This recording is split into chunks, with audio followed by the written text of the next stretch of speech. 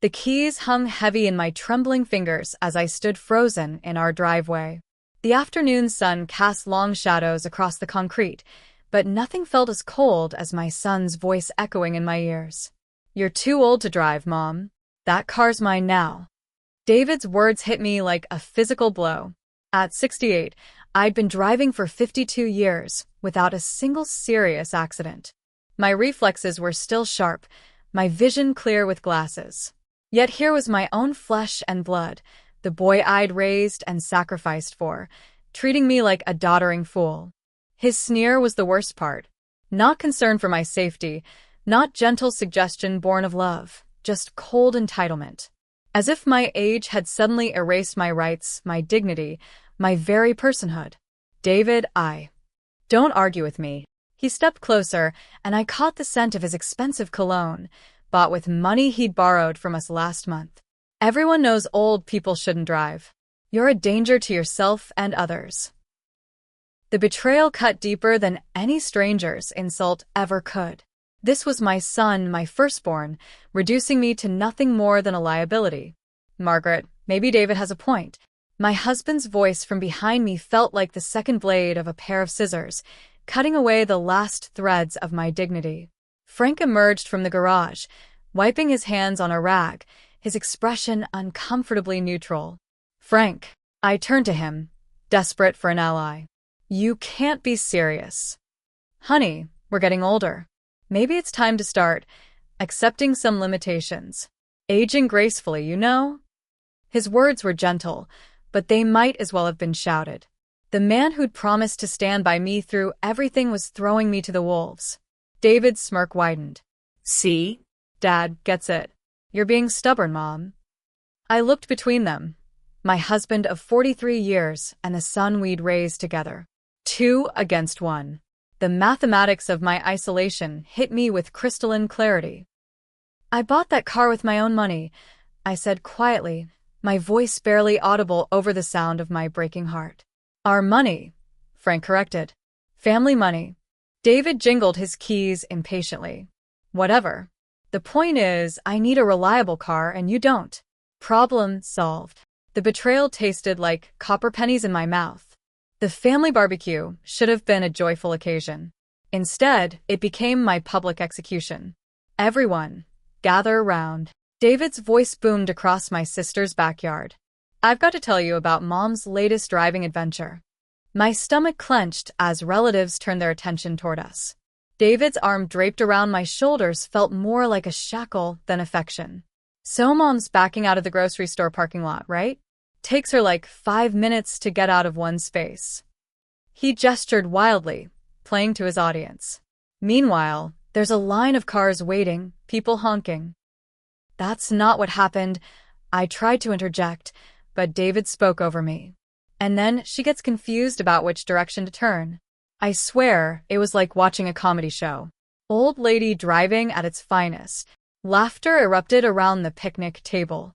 My own family, laughing at my expense. My nephew chuckled. "Maybe it's time for public transportation, Aunt Margaret." More laughter. I felt my face burn with shame. The parking incident had been a moment of confusion in an unfamiliar lot, nothing more. But in David's retelling, I'd become a caricature, the bumbling elderly woman everyone loves to mock. Frank's silence was deafening. That night, I sat alone in my study, surrounded by the ghosts of my financial sacrifices. The car payment receipts were yellowed with age, but the memories they triggered were crystal clear. 40-hour work weeks at the elementary school, where I'd taught second grade for 35 years. Brown bag lunches instead of restaurant meals. Discount store clothes while my family wore name brands. Every penny saved, every luxury denied to myself. All for them. The car had been my one indulgence, a reliable Honda Accord, modest but mine. I'd paid for it entirely from my teacher's pension and the small inheritance from my mother. Not a dollar of Frank's construction money had touched that purchase. I remembered the day I'd driven it home, how proud I'd felt. Finally, something that belonged to me alone. Not the family car, not our car, but my car. David had been 25 then, already graduated and working. He'd admired it, said how cool it was that Mom had her own ride. When had that admiration curdled into entitlement? The title was still in my name. Everything, registration, insurance, maintenance records, bore my signature alone. Yet somehow, in their minds, my ownership had evaporated simply because I'd reached an arbitrary age. I traced my finger over the purchase agreement, remembering my younger self's excitement. The keys were missing from my purse when I woke up the next morning. I found David in the kitchen, my car keys dangling from his finger like a taunt. "I'm borrowing the car today," he announced, not asking, not explaining where he was going or when he'd return. "David, I have a doctor's appointment at 2. Reschedule it." He grabbed an apple from the fruit bowl, tossing it casually in the air. "I need the car for something important, more important than my health." He paused mid-bite, his expression incredulous. "Mom, come on. You're being dramatic. It's just a routine checkup, right? Old people go to the doctor constantly, anyway." The casual cruelty of it stole my breath. I watched him swagger toward the door, my keys in his pocket, my agency stripped away as easily as taking candy from a child. "David, please. I'll be back when I'm back." The front door slammed behind him. Through the window, I watched him rev my engine unnecessarily, peel out of the driveway with squealing tires, and disappear down our quiet residential street. Neighbors would think it was me driving recklessly. Frank appeared beside me, coffee mug in hand, and said nothing. That moment, watching my son disrespect everything I valued, I felt the last of my tolerance crumble into dust. At midnight, I crept out to my car. David had returned it hours earlier, leaving the seat adjusted wrong, the radio blasting some station I'd never listened to, and the gas tank nearly empty. As if he'd used every last drop just to prove he could. I sat in the driver's seat, surrounded by the lingering scent of his cologne and the chaos he'd left behind. Fast food wrappers, coffee cups, mud tracked across my carefully maintained floor mats. This wasn't just about the car anymore. This was about respect, dignity, and the fundamental right to exist as a complete person rather than a convenient doormat. The tears came slowly at first, then in great heaving sobs that shook my entire body. 68 years old, and I was crying in my car like a heartbroken teenager. When had I become so powerless in my own life? But somewhere between the tears and the rage, something shifted inside me. A steel resolve that had been building for days suddenly crystallized into perfect clarity. I wiped my eyes, adjusted the rearview mirror, and looked at my reflection. The woman looking back wasn't weak or confused or too old for anything. She was fed up. "No more," I whispered to my reflection. "No more." The next morning, I made coffee and toast as if nothing had changed. Frank read his newspaper, occasionally grunting at articles about politics or sports. David slept until noon, as usual. When the house was empty, Frank at work, David wherever unemployed 30-year-olds spend their afternoons, I pulled out my filing cabinet and spread the car's paperwork across the kitchen table. Title: Margaret Eleanor Whitman. Registration: Margaret Eleanor Whitman. Insurance policy holder: Margaret Eleanor Whitman. Every document confirmed what I'd known but somehow forgotten in the face of their dismissive attitudes. This car was mine. Legally, unambiguously, completely mine. I researched the current market value online, surprised to discover that my well-maintained Honda was worth nearly $15,000. More than enough to change my life if I had the courage to make a drastic decision. The idea that had been sprouting in the back of my mind suddenly bloomed into full possibility. They wanted to treat me like I was incompetent, like my possessions were communal property, like my age had erased my autonomy. I picked up my phone and dialed my old friend Rosa, who'd mentioned her nephew was looking for a reliable used car. "Cash buyer," she'd said. "No financing complications." Rosa? "It's Margaret. About your nephew and that car." "Margaret, darling." Rosa told me the most ridiculous thing. Frank's mother's voice dripped with condescension through the phone receiver. At 83, Evelyn Whitman still wielded her opinions like weapons, and she'd clearly chosen her target for today. "She said you were thinking of selling your car." "That can't be right, can it?" I mean, of course that car belongs to David now. You don't need it anymore. I gripped the phone tighter. The car is in my name, Evelyn. Her laugh was sharp and dismissive. Oh, honey, don't be difficult. At our age, we have to start thinking about the family's needs, not our own silly pride. David needs reliable transportation. You should be grateful you can help your son instead of being selfish about it. Selfish. The word hit me like a slap. I'd spent my entire adult life putting my family's needs before my own. Worked extra hours to pay for David's college. Postponed my own dreams to support Frank's business ventures. Sacrificed my social life to care for aging parents and then grandchildren. I've never been selfish a day in my life, I said quietly. Well then, don't start now. Give David the car and stop causing family drama. Really, Margaret, I'm surprised at you. The line went dead. Another knife, thrust expertly between my ribs by someone who was supposed to care about me. The bank manager was younger than David, probably fresh out of college, but he treated me with the respect my own family had forgotten I deserved. Mrs. Whitman, your Honda is in excellent condition. Based on the Kelly Blue Book value and the maintenance records you've provided, I'd estimate it's worth at between $14,000 and $16,000. I nodded, feeling vindicated. My careful maintenance, my regular oil changes, my gentle driving, all of it had preserved not just a car, but a substantial asset. If you're considering selling, I'd recommend getting quotes from several dealers. However, private sales often yield higher returns, especially for well-maintained vehicles like yours. The young man's professionalism contrasted sharply with my family's dismissive treatment. Here was someone who saw me as a competent adult making informed financial decisions, not a confused old woman to be managed and controlled. Are you planning to purchase a replacement vehicle? He asked. I'm exploring my options, I replied diplomatically. Walking out of the bank, I felt something I hadn't experienced in months. Agency. I was making decisions about my own property, my own future, my own life. The feeling was intoxicating. That evening, I researched car values online, confirming the bank manager's assessment. My little Honda was worth more than I dared hope. Rose's nephew Miguel was everything David wasn't: respectful, appreciative, and genuinely excited about the prospect of owning my car. Mrs. Whitman, my aunt says you take incredible care of your vehicle.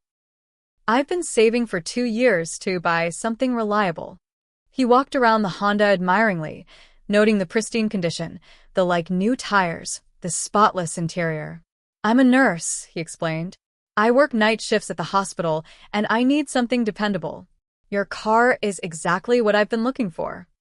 His respect for my vehicle felt like respect for me. When he asked about maintenance history, I proudly showed him my meticulous records. When he admired the car's condition, I felt validated rather than mocked. I can offer you $15,000 cash, Miguel said. I know that's top dollar, but this car is worth it. $15,000. More than enough to change my life, to reclaim my independence, to show my family that dismissing me had consequences. I need to think about it, I told him, though my mind was already made up. Of course. Take your time. Here's my number. Just call when you're ready. As I watched him drive away in his old, unreliable sedan, I felt a pang of connection. Here was someone who understood the value of dependable transportation, who wouldn't take my careful maintenance for granted. The car keys felt different in my hands now, heavier with possibility, lighter with impending freedom. David noticed when I quietly removed them from his reach, placing them in my purse and keeping that purse close. Where are the car keys? He demanded that evening, checking his usual spots, the hook by the door, the kitchen counter, Frank's key dish. They're safe, I replied calmly, continuing to fold laundry as if nothing momentous was occurring. Mom, don't be ridiculous. I need the car tomorrow. For what? The question caught him off guard. He'd grown so accustomed to taking my car without explanation that the concept of justifying its use seemed foreign. 4 things. Errands. None of your business, really. It's my car, David. Everything about it is my business. His face flushed red, the same color it had turned during childhood tantrums when he didn't get his way. You're being petty. What's gotten into you lately? Frank looked up from his newspaper, sensing the tension but saying nothing. His silence spoke volumes. He'd chosen a side long ago. I'm being thoughtful, I corrected, taking time to consider my options. That night, I called Miguel. The deal was set in motion with a simple sentence. I've decided to accept your offer. The transaction took place at the bank, clean and professional. Miguel arrived with a cashier's check, his insurance paperwork, and a smile that reminded me why I'd liked him immediately. Mrs. Whitman, I promise I'll take excellent care of her. I signed the title transfer, watching my name disappear from ownership documents I'd held for 6 years. It should have felt like loss, but instead, it felt like liberation. The thick envelope of cash was surprisingly heavy. $15,000 in hundreds, each bill representing a choice I was making for myself, by myself, about myself. Would you like me to drive you home? Miguel asked. Such a thoughtful young man. No, thank you. I'll call a taxi. I wanted to arrive home without my car. I wanted the visual impact to be immediate and undeniable. No gradual revelation, no chance for my family to prepare their arguments or guilt trips. The taxi dropped me at my front door at exactly 3 o'clock. David's shocked face appeared in the living room window, then disappeared, then reappeared as he apparently processed what he was seeing. By the time I walked through the front door, he was already in full panic mode. Mom, where's the car? Where's our car? My car, I corrected gently, settling into my favorite armchair with the envelope tucked safely in my purse, has found a new home. The explosion was immediate and spectacular. You did what? David's voice cracked on the high notes, real reason behind his adolescent years. David's fiancé came from money. Tell me you didn't actually sell my car. That judged people by their possessions and connections. I corrected, maintaining the calm that promised them something that had never been his to give. That car was supposed to be mine. You had no right, he continued. I told Jessica's parents the living room like a caged animal. They're expecting me to drive it to their anniversary party around that car. Jessica and I were going to. You've ruined everything. The words tumbled out in a stream of accusations and self-pity. Do you have any idea what you've done? How am I supposed to face Jessica's family now? They'll think I'm some kind of fraud. Frank appeared in the doorway, his face grim. Margaret, what have you done? The disappointment in his voice might have hurt me a week ago. Now it felt like water off a duck's back. I've made a decision about my own property, I replied evenly. Frank's fury was quieter than David's, but somehow more cutting. 43 years of marriage, and you do this behind my back? He stood in our bedroom doorway, his voice low and dangerous. How could you humiliate our son like this? Humiliate him? Frank, he's 30 years old. He can buy his own car. With what money? He's still getting established. Still getting established. David had been getting established for a decade now, bouncing between jobs and borrowing money from us to fund his lifestyle. When exactly would he be established enough to take responsibility for his own transportation? You've embarrassed me, Margaret. I told the guys at work that David was getting the Honda. I bragged about being able to help our son out. Now what am I supposed to say? There it was, Frank's real concern. Not my feelings, not my rights, not the fact that his son had treated me like a decrepit burden. He was worried about his own reputation. You can tell them the truth, I said. That I sold my own car to someone who appreciated it. Your car? Margaret, we've been married for over 4 decades. Everything we own belongs to both of us. Except when it comes to decisions about it, apparently. Then it's just yours and David's. He stared at me as if I'd grown a second head. Evelyn's phone call came at 8 in the morning, her voice shaking with rage. Margaret, I just got the most embarrassing call from Jessica's mother. She wanted to know about the car David promised to bring to their party. What was I supposed to tell her? I could picture my mother-in-law in her pristine living room, probably clutching her pearls along with the phone. She'd always cared more about appearances than actual family relationships. You could have told her the truth, that David doesn't own a car. The truth? The truth is that you've made our entire family look like liars. Jessica's parents are important people in this community, Margaret. They have influence. And now they think we're some kind of what, Evelyn? Poor people. People who make promises they can't keep. Do you have any idea how this reflects on the Whitman name? The Whitman name. As if we were some kind of dynasty instead of a middle-class family from suburban Ohio. Evelyn had always had delusions of grandeur, but I'd never realized how deeply they affected her interactions with others. I don't care about Jessica's parents' opinions, I said truthfully. The gasp on the other end of the line was audible. Margaret Eleanor Whitman, you have lost your mind. What has gotten into you? Clarity, I replied and hung up. Jessica's departure was swift and brutal. I only heard about it secondhand.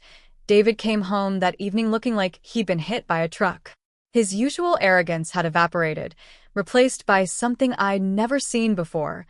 Genuine despair.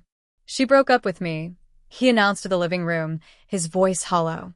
Jessica called off the engagement. Frank looked up sharply from his dinner. What? Why?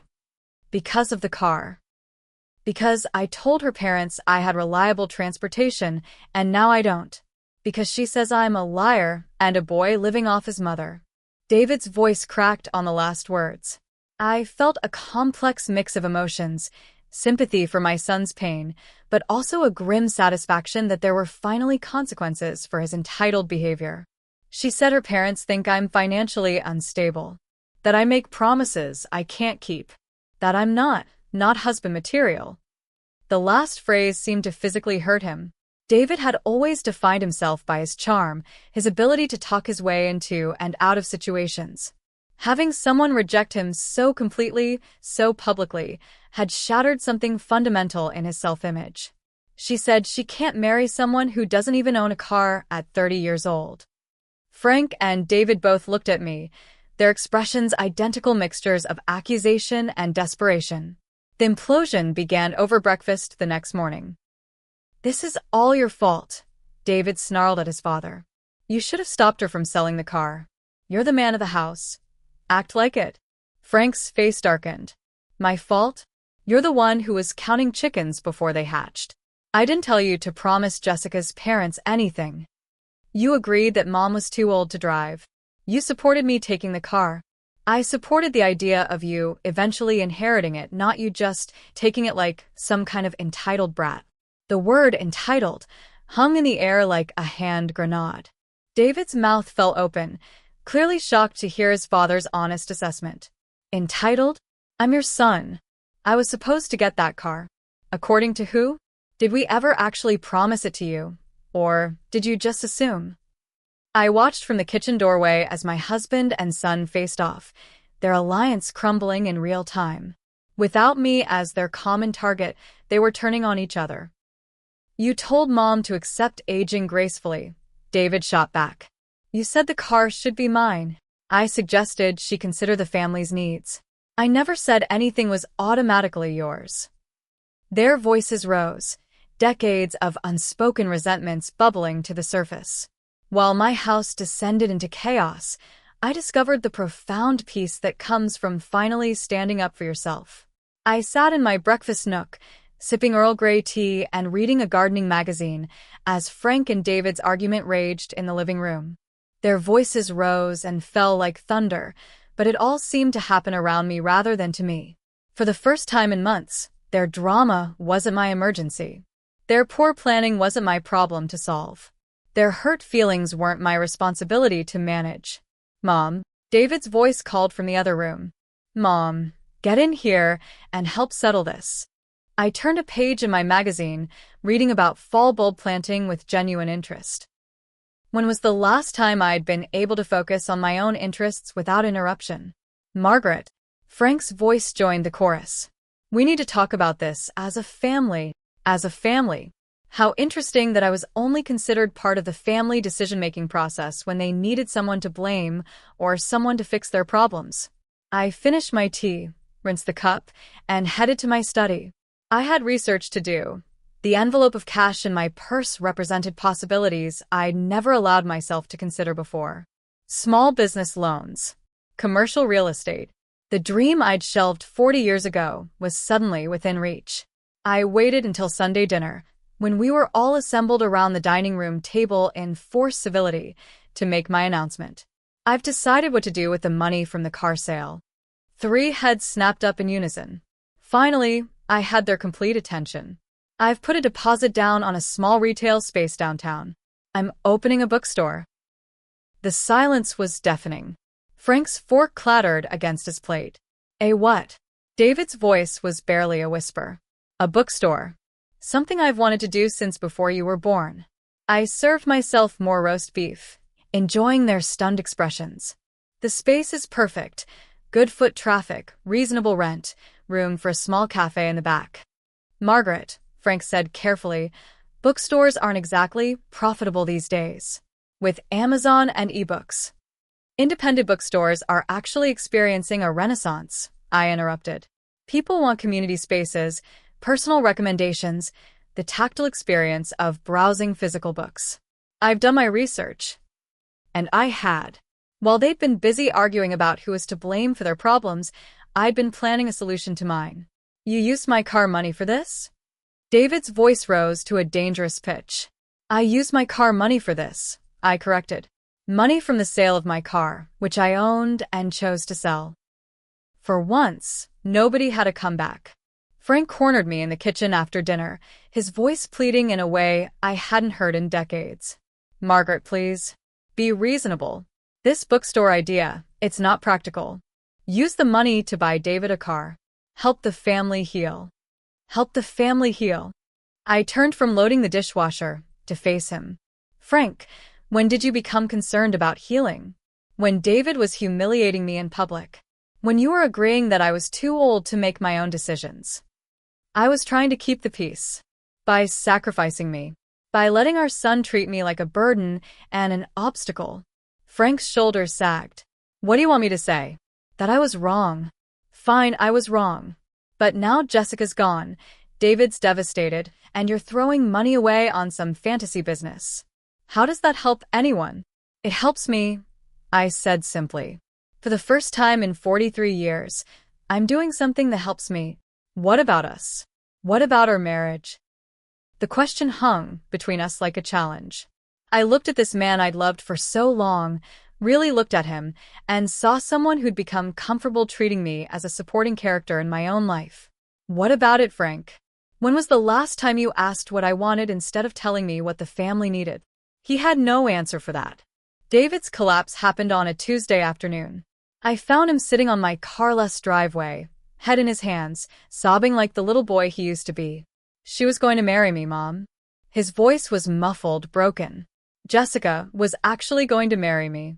Despite everything, my maternal instinct stirred. I sat down beside him on the concrete, ignoring the discomfort to my aging joints. I thought I had it all figured out, he continued. The car would impress her parents, show them I was responsible and successful. They would accept me into their family, and I'd finally be somebody important. David, you've always been somebody important. You're my son. He laughed bitterly. Your son who's 30 years old and doesn't own a car. Your son who just lost his fiancée because he makes promises he can't keep. Your son who has to live off his parents because he can't get his life together. The honesty was startling. I'd waited years to hear David acknowledge these truths about himself. I was going to use Jessica's family connections to get a real job. Her father was going to help me break into finance. But now. He gestured helplessly at the empty space where my car used to park. Now you'll have to do it yourself, I said gently. Like most people do. The most telling change was Evelyn's sudden absence from our lives. No more weekly phone calls filled with judgments and unsolicited advice. No more surprise visits to inspect my housekeeping and find it wanting. No more loud conversations about David's accomplishments and my shortcomings. The silence was golden. I ran into her at the grocery store 2 weeks after my announcement about the bookstore. She saw me coming down the cereal aisle and immediately turned her cart around, heading in the opposite direction with obvious haste. The woman who'd always had opinions about everything in my life was apparently struck speechless by my decision to live it for myself. I found myself smiling as I selected my usual brand of oatmeal. How freeing it was to shop without worrying about running into someone who would criticize my choices, question my purchases, or lecture me about family obligations. At the checkout, The young cashier smiled warmly. "How's your day going, Mrs. Whitman?" "It's going very well," I replied, and meant it completely. That evening, I called Rosa to thank her for connecting me with Miguel. "He's taking excellent care of the car," she reported. "Says it runs like a dream." I was genuinely happy to hear it. The support came from the most surprising places. My sister Linda called to say she was proud as hell of me for finally standing up for myself. My neighbor, Mrs. Patterson, stopped by with fresh cookies and a confession that she'd always thought David was a bit too comfortable for his own good. The most unexpected call came from my former colleague Sarah, who'd heard about my bookstore plans through the teacher network. "Margaret, I've been dreaming of doing something exactly like this since I retired. Would you consider a partner?" Sarah had taught high school English for 30 years and shared my passion for literature. More importantly, she brought complementary skills, business experience from her husband's accounting firm, and a head for numbers that would balance my creative vision. "I have some capital saved up," she continued, "and connections with local book clubs and reading groups. We could make this really special." For the first time since selling the car, I felt genuinely excited rather than just grimly determined. This wasn't just about proving a point anymore, it was about building something meaningful. Even Frank seemed surprised by the steady stream of well-wishers calling to congratulate me. "I had no idea so many people knew about your bookstore idea," he admitted. "I've been talking about it for 20 years, I replied. "You just weren't listening." The day I drove my new-to-me Honda Civic to the bookstore for the first time felt like a personal revolution. It wasn't as nice as my old car, a few years older, a few more miles, a bit of wear on the upholstery. But it was mine, bought with my own money for my own purposes, and it ran beautifully. Sarah met me at the shop with coffee and enthusiasm. "Margaret, this is going to be amazing. I've already contacted 3 book clubs about hosting meetings here." The space was small but full of potential. Tall windows let in natural light, perfect for reading nooks. The back area would house our cafe. Nothing fancy, just coffee, tea, and light snacks for customers who wanted to linger. "Independent bookstores are the heart of literary communities," Sarah said, echoing my own research. "We're not just selling books. We're creating a gathering place for people who love them." As we stood in our empty shop, planning where to put different genre sections, I felt something I hadn't experienced in years, pure excitement about the future. "Mrs. Whitman?" A voice called from the doorway. Miguel stood there with his girlfriend, both of them smiling. "I heard you were opening a bookstore. We wanted to see the space. We love supporting local businesses." My first potential customers, and they came bearing gratitude for the car that had made this all possible. Hashtag chapter 25, the final word.